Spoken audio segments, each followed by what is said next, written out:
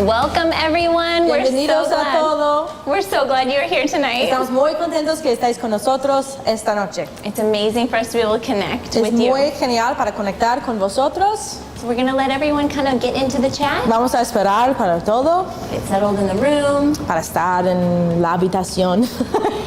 And then we're going to kind of start the evening. Sí, y después vamos a empezar. As we fill up, it's really great to see all your faces. Es muy divertido para ver todo ahora. If you need interpretation, you can click, if you want to hear it in Spanish live, we have that for you tonight.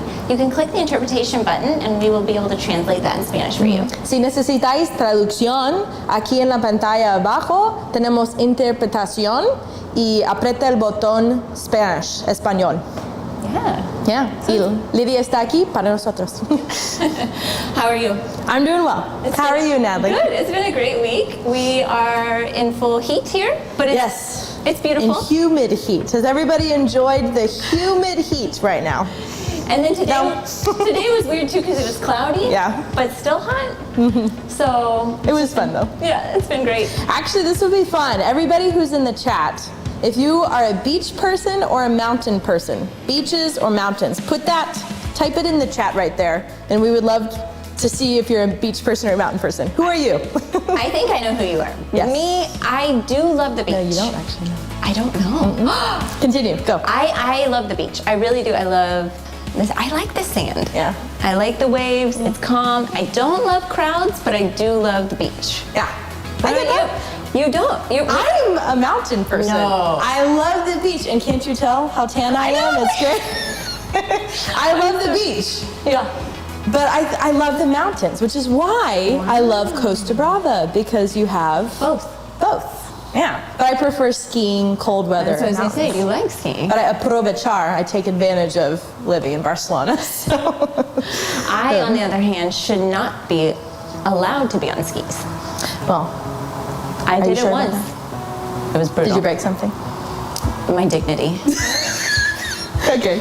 If you are new here, we want to say hi. So go ahead and say that you're new here in the chat, and we would love to connect with you as well, and just get you a little bit more information about the church. Yeah. And here in a few minutes, we're going to go into worship. Yes? I know it can be weird sometimes when you're online and you think, I don't really know how to really get into worship when you're watching a screen. So my advice during this is to just take the next hour of your time, turn off your distractions to the best of your ability. If you have kids, you must still provide and take care of them. That, yes. But outside of that kind of responsibility, clear your schedule. Use this time to recenter on God. I believe He wants to speak to you tonight. Absolutely. I really do. And so let's use this. This is a powerful word that Beth is going to bring to us. It's not something that the church talks about a whole lot. And so it's going to be a really exciting night, and I cannot wait to hear what she says. It is going to be wonderful. Yeah, and so, but in worship, just make sure Hi, you're leaning in. It's a We're beautiful so happy time. you're here with us. So, Yeah, so we're going to get started with worship here in just a minute. Yeah. Last thing too, we just wanted to say that we're back in person downtown. Yeah. And so if we didn't get to see you Sunday and you're in downtown Barcelona or going to be in the area, we would love to see you this Sunday. It was awesome being back really cool. together. Yeah, it was really neat. It was just a 3-week online campus But it was time. great. It was great to see everybody's smiling faces, Yeah. see people connect. And the really cool thing that we saw come out of this, we heard it over and over again, is that more people and new people have started connecting to our online campus, which is amazing. If you don't live in Barcelona, we're so glad you're here. We're so glad you're a part of the ICB family. But if you do, it's so amazing to see people connecting online and then coming to our in-person campus, connecting with us personally and other people and starting to form community, which is one of our core principles. Yeah, absolutely. So we love that. Yeah, and it's also great seeing you guys here as well, all over the world. If you're actually tuning in from another country, would you put that in the chat? We would just love to see who's tuning in, even another country, even just outside of Catalonia. If you're tuning in, say hi. It would be fun to see where everybody's catching up from. So, But yeah. I think the chat looks like it's pretty full. It looks like everyone's kind of let in. And so let's prepare our hearts. Let's get ready for worship. Lean into these songs, and then let's see what happens when God speaks through Beth tonight. It's going to be amazing. Yeah, let's worship.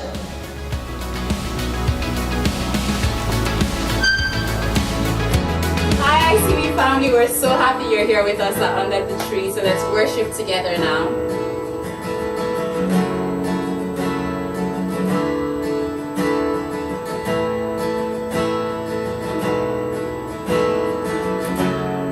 God of Abraham, you're the God of covenant, faithful promises. Time and time again, you have proven you do just what you say. The storms may come and the winds may blow, I'll remain steadfast. And let my heart learn when you speak the word, it will come to pass. Great is your faithfulness to me. Great is your faithfulness to me. From the rising sun to the setting sun, I will praise your name. Great is your faithfulness to me.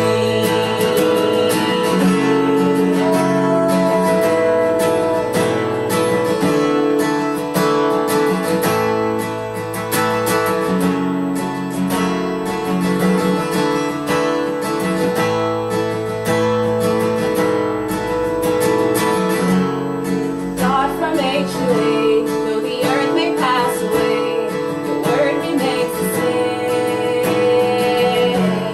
The history can prove there's nothing you can't do. You're faithful and true. The storms may come and the winds may blow, I'll remain steadfast. And let my heart learn when you speak the word, it will come to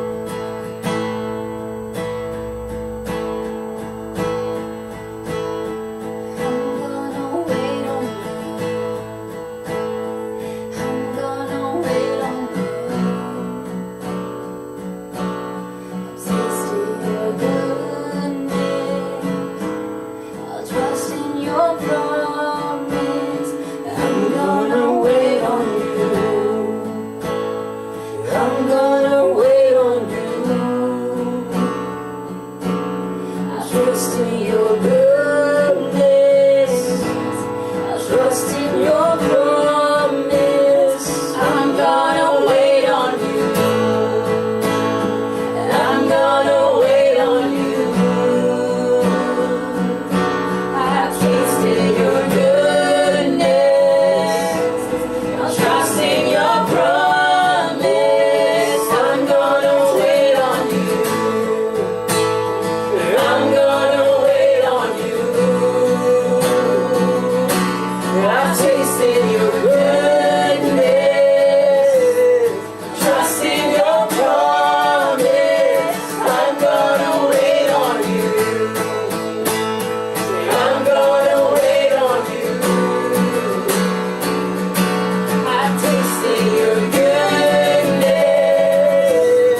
Trust in your promise. I'm gonna wait on you. I'm gonna wait on you. I've tasted your goodness. Trust in your promise. I'm gonna wait on you. I'm gonna wait on you. I've tasted your goodness. I'll trust in your promise. I'm gonna wait on you. I'm gonna wait on you. I've tasted your goodness. I'll trust in your promise. I'm gonna wait on you. I'm gonna wait on you. I'm gonna wait on you. I'm gonna wait on you. I'm gonna wait on you.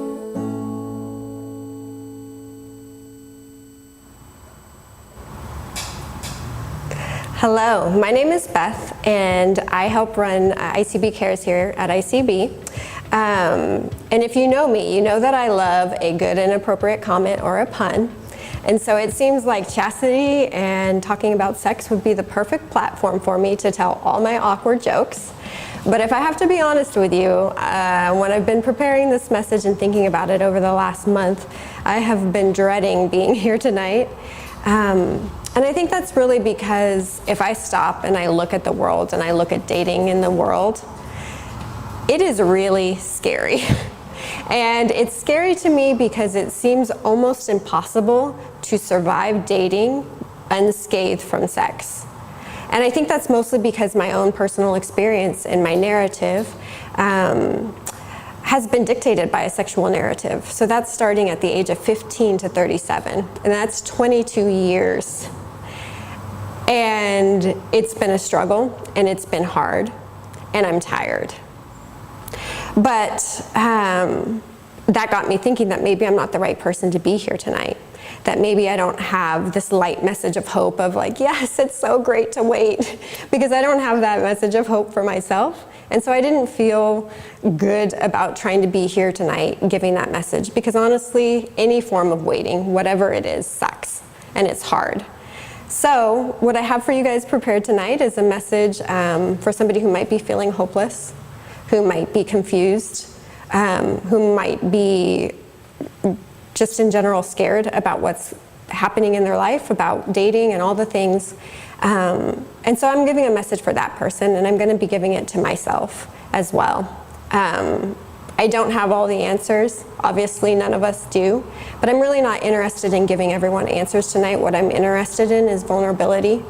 And so that's why I'm coming here tonight, starting out in vulnerability. So that wherever you're coming from, whatever your background, whatever past you're coming, whatever experiences you have, regardless of what they are, I want you to be here in vulnerability also, in honesty and without judgment. So my biggest hope for tonight is that whatever we're carrying, because a lot of this is hard and it's heavy, we can leave it here tonight. Because I'm tired, and if I am tired, I'm sure you are tired too. So I just want to pause for a quick prayer, and then we're going to jump into it. So Lord, I just thank you for your presence here tonight. I thank you for being a good father. I thank you for being a loving father. I thank you for the creation of sex and how you've made it to be beautiful. I just pray that you continue to speak through us through this word tonight, that the people who need to hear what I have to say would listen. I pray against shame. And I just really pray tonight that we can grow together as a community and be open and honest as we're talking. So first and foremost, I want to acknowledge that a lot of times when sex is talked about in church, it can leave a connotation of shame. And that's because we have a tendency to link chastity, purity, and tie it to salvation. And I want to be very clear with you right now that nothing you've done in your past, nothing that's going on in your life right now, and nothing in your future can separate you from the love of God. It is by grace we are saved and grace alone. And so there is no room for shame here tonight. And it is not my intention for any one person who is listening or here with us online tonight to feel shame, because shame is not from God. So we're going to go through 3 different points. The first one being that God created us to be unashamed. The second is sex was created so that we would be known and mutually respected. And third is our feelings of shame. If we're feeling that, God is calling us and saying, where are you? So to start things up, I thought I'd spice it up a little bit with a little role playing. So let's get started. Oh my God, did God really tell you you can't have sex? No, look, listen, we can have sex. It's just like we need to be married first. And then we can't have certain kind of sex. We shouldn't even think about that kind of sex because obviously we might catch an STD and then die. Okay, look, I've had sex before and I'm obviously not dead. So surely you won't die. God knows that if you have sex, your eyes are going to be open and you're just going to know good sex from bad sex, and that's only going to help when you get married. Oh my gosh, really? I guess sex can be good. I mean, it's here in front of us and it was created to be a delight and it's desired, so I guess it could make me wiser. So I see your point in all of this. How many of you have ever thought this conversation, had this conversation, overheard it in some way, shape, or form? Does it sound familiar to you? I'm going to reread this conversation, but in its original context. He said to the woman, "Did God actually say you should not eat of the tree in the garden?" And the woman said to the serpent, "We may eat of the fruit of the trees in the garden, but God said you should not eat of the fruit of the tree that is in the midst of the garden. Neither shall you touch it, lest you die." But the serpent said to the woman, "You surely will not die. For God knows when you eat of the fruit, your eyes will be opened and you will be like God, knowing good and evil." So when the woman saw the tree was good for food, and it was a delight of the eyes, and that the tree was to be desired to make one wise, she took of the fruit and ate it. And she gave it to her husband who was with her, and he ate it also. And the eyes of both of them were open, and they knew they were naked. So that's Genesis 3, 1 through 7. So I'm not trying to rewrite scripture here in any way, but I just thought it was really interesting to point out that this dialogue that we hear today to convince us that we should be experimenting in this, has been used from the very beginning with the devil, who is trying to detour us from what God's best for us is. But it's also important to focus in on what happened before and after this dialogue. Before, in Genesis 2:24, it says, "And the man and his wife were both naked and were not ashamed." But then after, Adam said, "Well, I heard the sound of you in the garden, and I was afraid because I was naked and I hid myself." That's Genesis 3:10. So if we look at the state of Adam and Eve before they had this talk in the garden and ate of the fruit, they were unashamed. So that is our first point for tonight, that God created us to be unashamed. Shame is a self-focused negative attribution. I am unlovable. Based on real or negative evaluations, I know I'm unlovable because this person over here is mistreating me, and it's accompanied by the powerful need to hide, withdraw, or escape from the source of those evaluations. If I stay home, I won't fear being rejected because I'm unlovable. Let me read this definition again. Shame is self-focused negative attributions. There is something wrong with me. based on real or imagined negative evaluations. This situation always happens to me because there's something wrong with me. And it's accompanied by the powerful need to hide, withdraw, or escape from the source of those evaluations. I'll never start dating again because this always happens to me and it keeps happening to me. In this case, Adam and Eve felt shame, so it made sense that they were trying to hide. I think we often look at God as somebody who's trying to prevent us from experiencing these things that we think are wonderful. But let's forget about sin for a second and its destructive nature and focus on what shame feels like. Could it be possible that God foreknew what shame was going to do to us, how destructive it is to our self-esteem, to our relationships, and to our mental health? And he created us to be in this free place, unashamed, so we wouldn't have to carry those burdens, so that we could be in full health. His desire is for us to not carry shame. Obviously, he didn't want sin to enter the world, but it was not his intention that shame would be here either. So how do you know if you're experiencing shame? There's been a lot of research that's been done on the characteristics that our body feels when we're experiencing shame. And not only are hiding and avoiding a part of that, but there is tension in your body. You might have facial tension, a stillness or a silence, or fidgeting. Those are all characteristics that you can have when you're experiencing shame. I want you guys to stop and think for a second of the last time that you might have felt mistrust, exposed, or worthless in a situation, and you wanted so badly to hide from your friends, from your mentors, or stop having conversations that you felt might be unsafe. Now think back to that circumstance and think about what made you feel that way. Was it because you stayed up too late watching Disney Plus? Or did you maybe lie to your friends because you're having post-quarantine anxiety and not ready to be in big groups and you wanted to avoid that? Maybe you lied to your boss so you could spend an extra day at the beach. Or maybe it's something a little bit harder. Maybe something happened to you today that triggered a memory from a past sexual trauma. Maybe you've started dating someone and you're really excited about it, but it's going at a way, it's on a trajectory for sexual things that you're not ready for, or you feel uncomfortable talking about, and you're unsure about that. Maybe you've never even dated anyone or kissed anyone, and you're feeling a certain level of shame because you don't know what you're missing, or you just don't know what's out there. David Marvin from The Porch, who's a phenomenal pastor, I love listening to his sermons, talks a lot about dating, he talks a lot about sex, so I encourage you guys, if you're looking for more in-depth sermons to dig into this, go listen to him, he's great. But he made a comment that a lot of times when people come and say, hey, can I talk to you? He knows immediately that it's going to be something that's surrounding a sexual trauma, sex, or some sort of sexual shame that someone's carrying. Because a lot of times people don't come up to confess that they've stayed up too late watching Disney Plus. They want to confess and kind of speak into whatever shame is happening in their life. So are you holding shame? And who is it preventing you from being? In Genesis 4:1, it's really interesting because it gives us a clue on what and how sex was created and intended to be.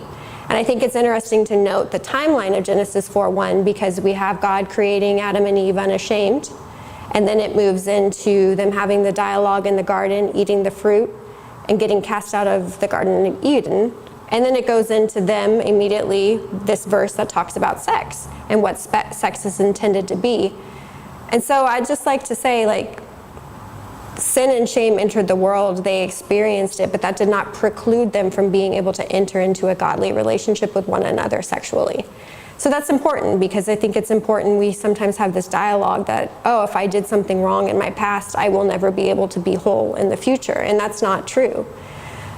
So the verse is Genesis 4:1, and it says, and Adam knew Eve, his wife, and she conceived and bare Cain. And that's it. That's the clue that God gives us in the Bible about what sex was intended. Did you guys catch it? That's my TED Talk. I'm just kidding. I didn't know it either, but I read a book about 7 years ago that explained this to me, and I've never forgotten it. The word here in this verse, Adam knew Eve. The word knew in Hebrew is yada, and that means to be known and deeply respected. So that's our second point, that sex was created so that we could be known and deeply respected.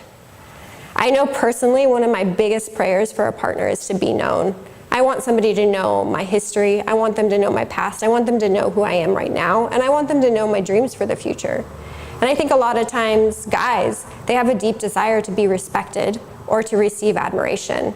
And not to overgeneralize gender roles, but I think it's so beautiful that one word could encompass something that meets the emotional needs of two different genders. But what's even great about this word is it's not only meeting needs on a gender level, it's meeting it on a God level. This word also describes God's relationship with us. In Psalm 46:10, it says, "Be still and know, yada, that I am God." Also in Exodus 33:17, it says, "And I know, yada, you by name." Yada is a holy calling. It is meant for us to experience in between, in relationship with another human, but also with God. Now, there's a lot of sex in the Bible, a lot. It's like an HBO series up in there. But it's interesting because not every time that sex is mentioned in the Bible is this word yada used. There's another word that they use in Hebrew, and it's called shakab. And the definition of shakab is an exchange of bodily fluids or a laying down. You can see it in Genesis 19:33. After Sodom and Gomorrah are destroyed, Lot and his daughters flee, and there's no men left. And so they have no way to carry on their family line. And so the daughters actually get their dad drunk, and they sleep with him. And they use the word shakab here. It's also mentioned with Isaac and Sarah. Isaac lies to the king about who Sarah is because he's afraid, and the king finds out and says, "Hey dude, like, what are you doing? Why'd you lie? One of my men could have shakabbed her." So there's a huge difference that we see between yada, which is a holy calling to be known and deeply respected, and shakab, which is an exchange of bodily fluids. One is the intended way for sex, and the other is simply put a counterfeit. So I Googled, because that's the way to find information here, what the goal of chastity is. And it's really interesting because Google came back to me and said, chastity is a sort of reverence. A chaste person reveres and respects the other person by making sure that before they have sex, they're both united in a common aim, namely marriage. So a chaste person reveres and respects the other person. In other words, yada, to be known and fully respected. You could say that the goal of chastity is to pursue yada. And I think what yada teaches us about sex could also be applied to dating standards. If the goal of godly sex is to be known and deeply respected, then the goal of dating should be to be known and deeply respected outside of that sex. If your person that you're dating is not treating you well, is not respecting you with their time, their words, their care, then you should have a conversation with your friends and mentors about if that's really what you think you need for your life. Pray about it with God. Because if a person is not respecting you in dating in the way that sex is designed in the future, they're not going to respect you in the end when you get to that point. Now, what's interesting about sex is God didn't only create it to be this emotional connection that's filling the needs of genders. It was also created to connect us physically. And I'm not just talking about the parts that fit together. What I'm talking about is in our hormones. There's a hormone that's oxytocin, and it's actually the affection hormone as it's widely known. And what it does is basically, it gives an abundance of affection, of bonding, and of selflessness. And you can experience oxytocin in hugging and holding hands, but in also in having an orgasm and in childbirth. And so what's really interesting is a woman goes through this really painful experience of giving birth, and immediately this hormone is released so she can forget that pain and bond with her child. But this powerful hormone is also released in an orgasm. And what happens is it's produced in one part of your brain, and when you experience any of these things, it's released and it travels to another part of your brain. And essentially, in the case of sex, it's creating these little sex memories in your brain. And that is why when you have a sexual experience, music, the smells, the things that are happening in the background are all stored up in your brain, and there's an emotional connection to that. So if you're going through dating and you're shakabbing, basically you're creating sex memories in your head, and you're ripping, when you break up and you switch partners, you're ripping that apart, and it's creating emotional pain and trauma for you. So I know for me personally, the only area of yada I've ever experienced has been in my relationship with God. And what's frustrating about a shame cycle is that it prevents you from being in that pure seat of yada, because you are saying to yourself, I'm afraid that when I am known, as in this case of yada, I'm not going to be wanted, which is shame speaking. So if we're withdrawing, hiding, or feeling anxious, what can we do to break free? Genesis 3:9 says, "But the Lord called to man and said to him, 'Where are you?'" In our feelings of shame, God is calling to us and asking, "Where are you?" God calls to Adam immediately after they sin, and they're hiding in the Garden of Eden. He's like, "Dude, what's going on? Why are you hiding? Tell me about it. Let's talk about it." He didn't try to hide it. He didn't say like, "Oh my gosh, you sinned. That's so awkward. Let's not talk about it ever." God was like, "Look, we're going to have a conversation about it, and we're going to bring it to light." And I think that's important because there is power to overcome shame when we're talking about it. A couple years ago, I was like really struggling to be free in an area of like sexual shame that I had. And I'd been praying and I'd been fasting. And I finally got to the point where I was like, I need to tell one of my friends. And so I sat on the beach and I called one of my best friends back home who had known me. She's known me for 15 years at church and life groups, but I've always hidden a part of me from her. And I sat on the phone with her and I said, "Look, I need to tell you about who I am." And I had a conversation and I talked to her about things and I let her know. And there was just such power in that conversation that it helped me walk into a new stage of life in my relationship with her. She didn't reject me. She loved me. Our relationship is stronger than ever. But also with God, it just helped me finally be free of some things that I'd been holding for such a long time. And I've held for a long time that we in church hide sex and we don't like to talk about sex. Maybe we don't feel like we have the theological answers to the questions that people are asking us. Maybe we've done something that we don't want to talk about or we don't want to admit. I don't know what the case is, but a lot of times we just try to like hide it under the rug and not talk about it. And that's not what God has modeled. God has modeled directly talking with Adam in the Garden of Eden. So if we're trying to hide things, why? Why don't we talk about sex more? So I don't know, I have the need, and my message is like, let's talk about sex. And I'm not talking about like being perverted about it or like turning it into this thing where it's something that all of us want to have suddenly. But what I am talking about is having conversations about it with trusted people, with people in our small groups, with our mentors, people who we can have questions like, I don't know, this is something that I'm worried about, or I don't know what the Bible says of this. Like, have conversations where we can help normalize and balance our feelings with other people who are trusted. I went to counseling last year, and one of the most profound things my counselor said to me is like, "Beth, no wonder you're scared to date. You were never given the tools to set healthy sexual boundaries, and so you don't know how to set these boundaries, and that's scary." And so what I want to say is, let's talk about it. Let's say these words. Let's say the words that are uncomfortable, that we're not used to saying in trusted groups, because that's going to only set us up for success later. Because what's going to happen is if you never talk about it, if you never work that muscle out, you're going to get on a date with somebody. They're going to be charming or attractive, and you're going to be blown away with everything that's happening, that you're not going to feel comfortable setting your boundaries in the healthy way that you should be. And it's just not going to set you up for success. So talk about sex. Talk about what your boundaries are. Discuss that with people you trust. And the last thing I want to talk about is consent. It's the big yes. The big yes to being fully known and mutually respected. It would go to say that if God created sex for us to be known and fully respected, that respect lives in the other half of consent, which is the no.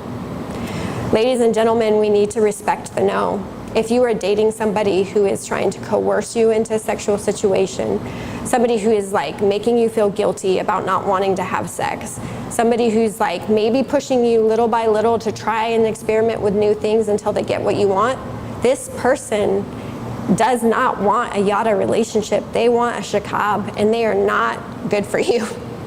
You deserve to be fully known and fully respected. But the other half is true. I know that in the church we have people of all types, and you might be out here tonight attracted to this person you're dating and really feeling the desire. You need to put the brakes on and respect that other person and listen to that other person, and in their no, respect and pursue a life of yada. So those are our 3 things that we're learning about today. God created us to be unashamed. Sex was created so that we could be known and deeply respected. And in our feelings of shame, God is calling to us, where are you?